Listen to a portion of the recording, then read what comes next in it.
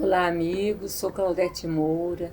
Estamos estudando o Livro dos Espíritos e hoje, ainda no capítulo 12 da introdução, como já falei em outros programas, muito importante para o conhecimento de uma forma geral de todos os fatos que Kardec presenciou, de todos os momentos que ele vivenciou, às vezes momentos bem difíceis, porque nós sabemos que ele teve muitos contraditores, né? Muitas pessoas que o apoiavam, mas também muitas pessoas críticos, opositores.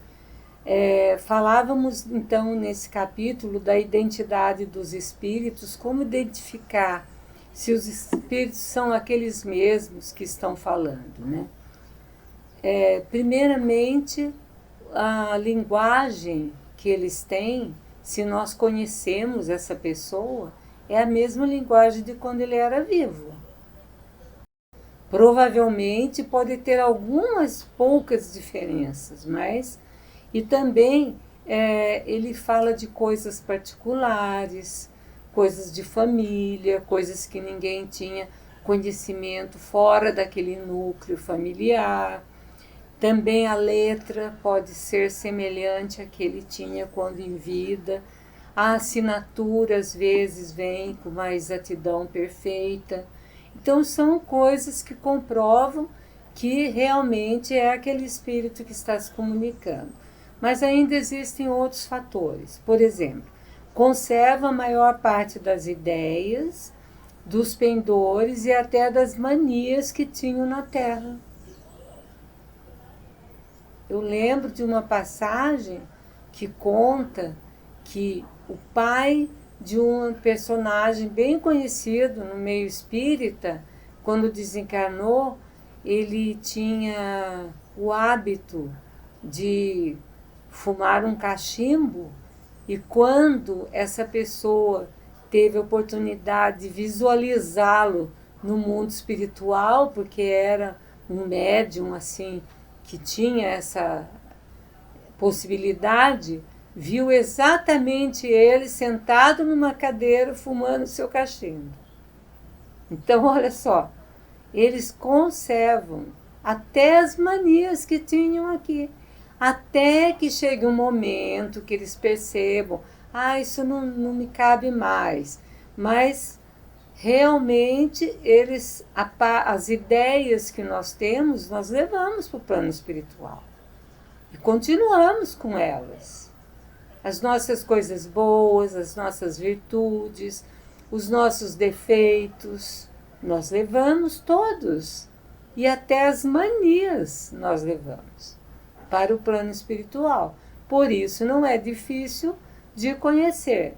Também o espírito do homem de bem, ele não falará como de um perverso ou de um devasso. Se é um bom espírito, se ele na terra foi um encarnado que só praticou o bem, ele não vai falar como uma pessoa má. Ele não vai falar como uma pessoa devassa, que vai ter uma linguagem baixa, chula, não.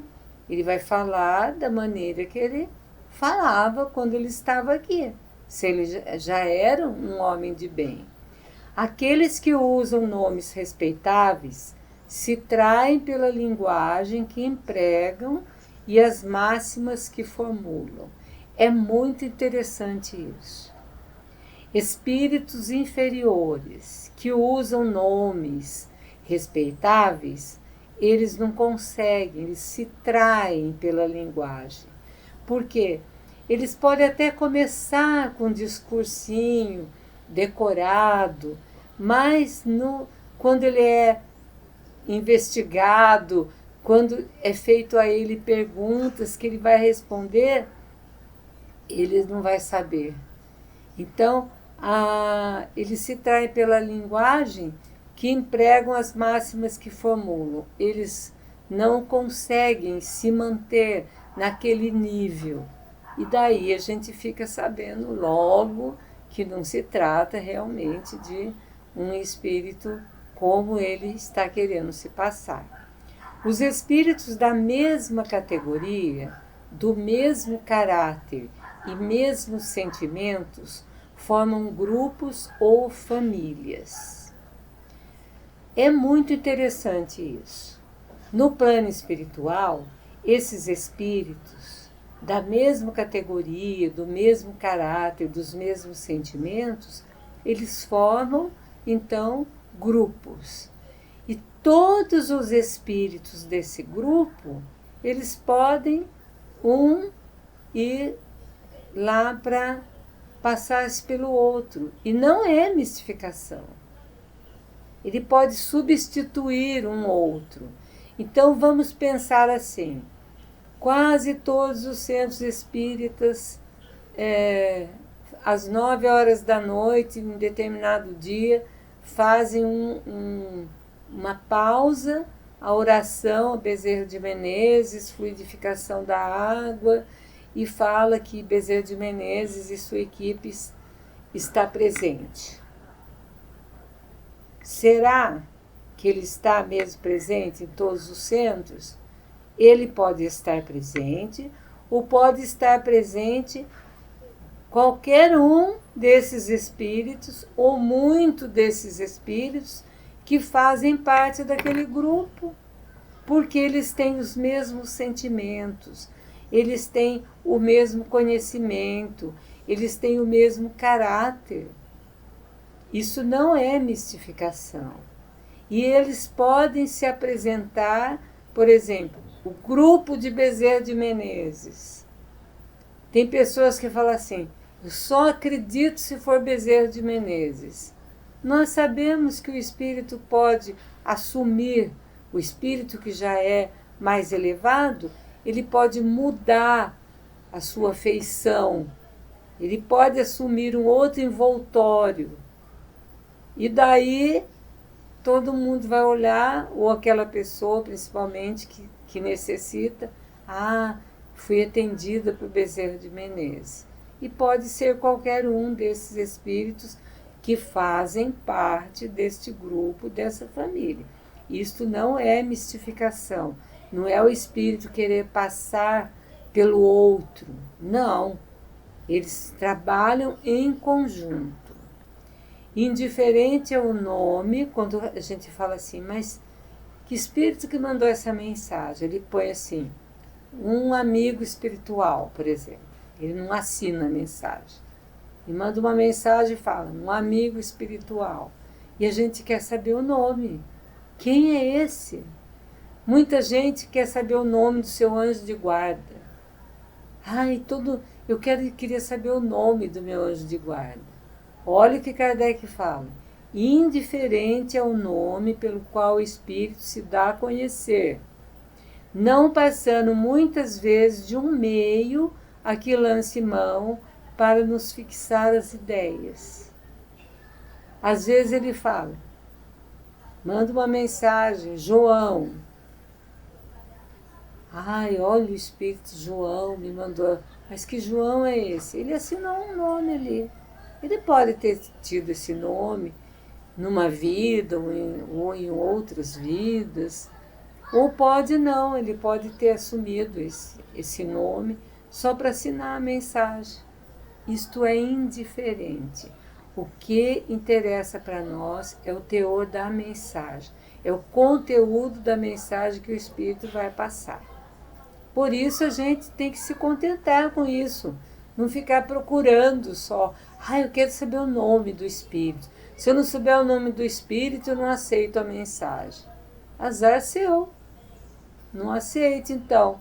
Vai perder a oportunidade de ter um conhecimento, de ter um aconselhamento, porque os espíritos não se preocupam muito com essa história de nome, de se nomearem, de se identificarem. Então, esse capítulo da identidade dos espíritos nos falam isso, né? Agora nós passamos, então, para o capítulo 13 da introdução. Trata da diferente linguagem dos espíritos. diferentes linguagens, diferentes ensinamentos. Como nós falamos, eles não são todos iguais, nem em conhecimento, nem moralmente. Então, cada um tem uma condição de nos passar, né, alguns ensinamentos, e a linguagem é adequada à sua evolução. Daí vem uma pergunta que fizeram para Kardec. Como se explica que os tidos por espíritos superiores nem sempre estejam de acordo? Um espírito dá uma mensagem aqui, então, e dá uma mensagem num outro grupo mediúnico, diferente, as mensagens diferentes. Será que são diferentes? Ou vamos ver a análise que Kardec faz? Kardec diz que existem causas que exercem influência sobre a natureza das respostas. Então, a contradição das respostas nem sempre é tão real quanto se possa parecer. Infantil seria apontar contradição onde há diferenças de palavras. Mesmo na tradução das obras da codificação, dependendo da tradução, nós pegamos palavras diferentes, frases compostas diferentes, dependendo de quem traduziu do original. Mas mudou a lição? Não. A lição continua a mesma. A ideia fundamental é sempre a mesma. O ensinamento é o mesmo. Os espíritos superiores não se preocupam com a forma, com a maneira de escrever. Eles não se preocupam. Para eles, o fundo do pensamento é tudo. O conteúdo que vai dizer se realmente é verdade, é diferente uma mensagem da outra. Foi assim que Kardec fez a codificação, lendo mensagens e mensagens de espíritos diferentes a respeito do mesmo assunto. Como que ele chegou a essa conclusão? Como que ele chegou a essa conclusão? Porque ele teve essa sagacidade de ver que a contradição nas respostas nem sempre é tão real como se parece. Às vezes há diferença de palavras, de jogo de palavras, de frases, mas a ideia fundamental está sempre a mesma. E como ele disse, os espíritos não se preocupam com essa forma.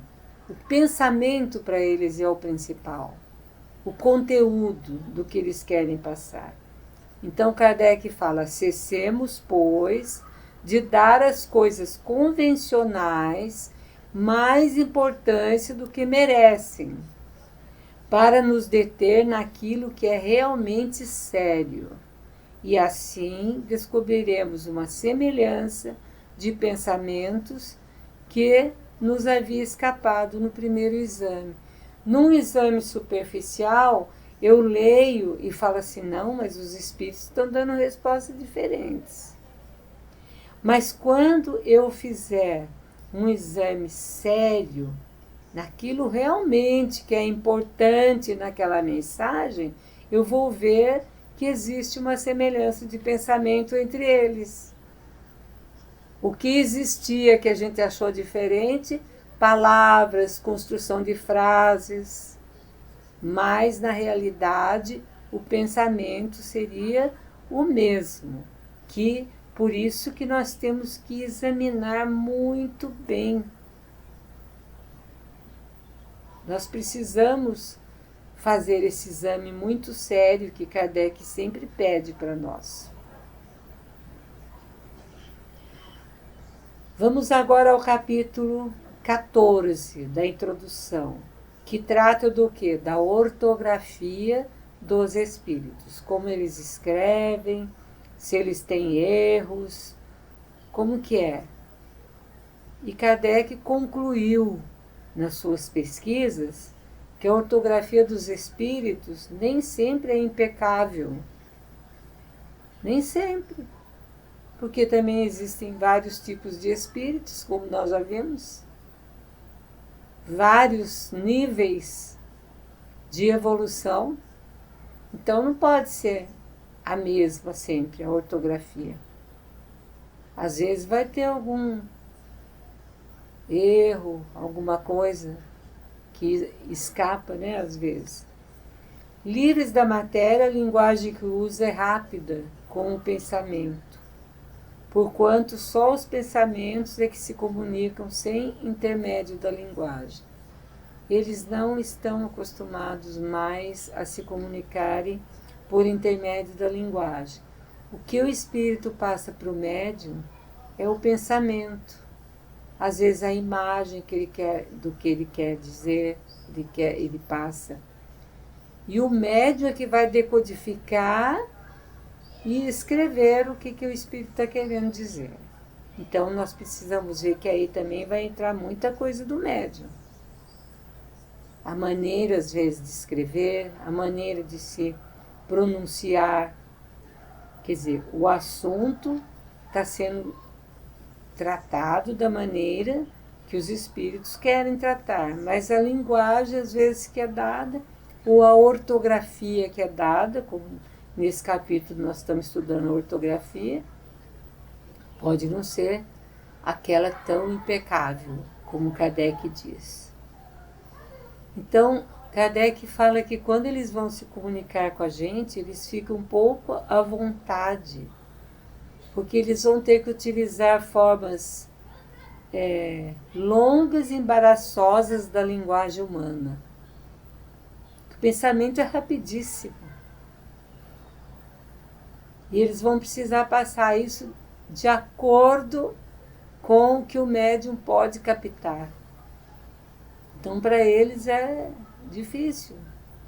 Não é fácil para os espíritos se comunicarem. Eles também têm essa dificuldade, né? E também eles têm que lutar com a insuficiência e imperfeição dessa linguagem para exprimirem todas as suas ideias. Olha só. A nossa linguagem é limitada e imperfeita para expressar os pensamentos dos espíritos. Eles estão muito além. Então, para passar uma linguagem para nós adequada, eles têm que ir muito devagar com esse pensamento. E para eles, às vezes, é difícil, é penoso, é embaraçoso, né? Não se pode concluir que desconheçam a correção da linguagem, pois eles se expressam com absoluta correção quando isso é necessário. Quando é necessário, eles se esforçam e se expressam com absoluta correção. Quando não é necessário, eles jogam o pensamento ou a imagem. E o médium é que vai decodificar. Se o médium tem problema de ortografia, é lógico que vai sair algum erro nessa ortografia. Não é isso? Mesmo os médiums mais evoluídos, que nós temos exemplo entre nós, que nós conhecemos, Chico Xavier, que foi aquele médium, né, que tinha vários tipos de mediunidade, mas foi aconselhado pelos espíritos a ficar com a psicografia, porque ele tinha uma missão com os livros. Ele sempre brincava quando perguntavam outras coisas para ele, queriam que ele fizesse benzimento, alguma coisa, ele falava, não, isso aí eu não entendo. É brincadeira dele, porque ele não entendia assim. Mas é porque a minha missão é com os livros. E era mesmo, né? Porque ele trouxe uma literatura muito grande para nós, né? E ele fala, por exemplo, no livro Parnaso do Além-Túmulo, que ele recebeu vários poemas. E daí ele foi muito criticado num poema de Augusto dos Anjos. Como que Augusto dos Anjos, que era aquele poeta, agora no plano espiritual ele perdeu isso? Porque a poesia dele, em vista da que ele fazia em vida, está muito pobre. Muitos críticos literários fizeram essa crítica. E o Chico, naquela sua humildade, explicando. Não, ele não está, ele ele está certo. É muito além do que eu posso entender que ele fala. Ele fala muito além. Eu escrevo o que eu entendo. Veja bem, se o Chico, que a gente considera como um médium de grandes potencialidades, pelo menos o melhor que a gente já conheceu aqui, achava que ele não conseguia colocar exatamente no papel aquilo que Augusto dos Anjos estava passando. Então, imagine um médium, né, comum, como todos nós, né, filhos de Deus, recebendo uma mensagem. O médium pode ter problemas de entendimento daquilo que o espírito está querendo passar. Ele pode ter problema de ortografia.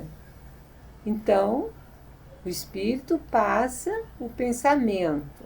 E o médium é que vai, então, escrever ali aquilo que ele entendeu. Então, mesmo o melhor médium, ele vai passar um pouquinho dele também. Não só do espírito que está se comunicando. Quanto mais evoluído o médium, quanto mais conhecimento, quanto mais parte moral elevada, ele vai tendo mais condições de ser fiel ao pensamento que o espírito quer passar para nós. Então, nós já vimos que a nossa linguagem ela é limitada e imperfeita para expressar esses pensamentos dos espíritos. Vamos ao capítulo 15 agora. O capítulo 15 trata da perda da razão. Loucura. Muitos criticaram o espiritismo, dizendo que poderia se levar à loucura, à perda da razão. Há pessoas que veem perigo em toda parte e em tudo que não conhecem, diz Kardec. Tem gente que acha que tudo é perigoso, tudo que não conhece tem perigo. Daí ser muito apressado na acusação para com os espíritos quanto à loucura. Se ele vê perigo em toda parte, então ele vê um espírito se comunicando, nossa, mas isso aí pode levar à loucura a pessoa que está recebendo. Quem será capaz de precisar quantos loucos e maníacos os estudos de matemática, medicina, música, etc., têm produzido? A pessoa que se fanatiza em alguma coisa, ela acaba perdendo a razão. Se ela ficar muito fanatizada nesses estudos, né, ela vai acabar, assim, perdendo um pouco a razão. Todas as grandes preocupações do espírito podem causar loucura. As ciências, as artes e até a religião. Nós não vemos esses religiosos fanáticos cometendo crimes e mais crimes, atentados em nome de Deus? Isso é fanatismo. Eles estão na sua razão perfeita? Não. Por quê? Por causa desse fanatismo religioso. Também os cientistas, que não admitem outra coisa a não ser aquilo que eles estão se dedicando e se tornam ali fanáticos, as artes, os artistas. Então, Kardec fala, a loucura tem como causa uma predisposição orgânica do cérebro, que o torna mais ou menos acessíveis a certas impressões. Isso é a loucura da parte material, né? A causa é uma predisposição orgânica do cérebro, né? Que vai tornar. Então, se já existe essa predisposição para a loucura, ela vai tomar esse caráter de preocupação principal. E daí vai mudar a ideia fixa aquilo. Se já há essa possibilidade. Agora, se não há, não tem como acontecer isso. Então, Kardec fala, o Espiritismo não tem privilégio algum a esse respeito. Não é ele o causador dessa loucura. Só ele, né? Bem compreendido, ele é um preservativo contra a loucura. Se ele for estudado, se ele for bem compreendido, ele vai ser um preservativo. Ele vai preservar a pessoa do fanatismo. A pessoa vai entender muitas coisas que não vai fazer com que ele passe daquela linha tênue que existe entre a normalidade e a anormalidade. Quais são as causas mais comuns de sobreexcitação cerebral?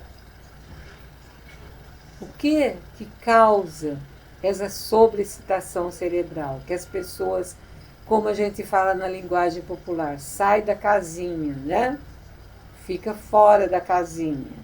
Decepção, infortúnios, afeições contrariadas, tudo isso leva a uma sobreexcitação cerebral. Ao mesmo tempo, são as causas mais frequentes de suicídio. Sabe uma das causas mais frequentes ao suicídio? O pavor, especialmente o do diabo. O medo, o pavor, que leva a pessoa a um ato extremo de medo, de pavor. Aos olhos dos espíritas, as tribulações não passam de incidentes desagradáveis no curso de uma viagem. Porque a gente aprende que existem causas para as nossas aflições. E essas causas podem estar nessa vida ou podem estar numa outra vida. Então a gente vai compreender que as amarguras da vida são provas úteis ao nosso adiantamento. A gente vai entender que se nós sofrermos sem murmurar, nós seremos recompensados na medida da coragem que a gente tiver suportado essas provas.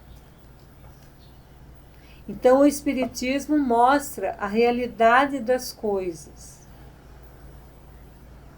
E só isso neutraliza os funestos efeitos de um temor exagerado. Quando nós conhecemos a realidade, o que a gente tem medo e pavor? Do desconhecido. Quando nós conhecemos a realidade das coisas, e isso o Espiritismo nos mostra, então neutraliza os efeitos funestos de um temor exagerado, de um medo exagerado. Pela prova cabal da vida futura, dá ao verdadeiro espírito uma resignação que vai preservá-lo do desespero e, por conseguinte, de uma causa permanente de loucura e suicídio. Então, o Espiritismo, ao invés de levar a loucura e o suicídio, vai dar uma resignação para essa pessoa que está sofrendo, que não está entendendo tudo aquilo que está acontecendo com ele. Ele é levado a esse entendimento pela doutrina, e daí, então, ele vai se livrar, ele vai se preservar desse desespero e, por conseguinte, da causa de loucura e de suicídio. Então, nós terminamos esse capítulo e hoje nós terminamos esse nosso programa, desejando a todos muita paz. Claudete Moura, para o divulgar.net.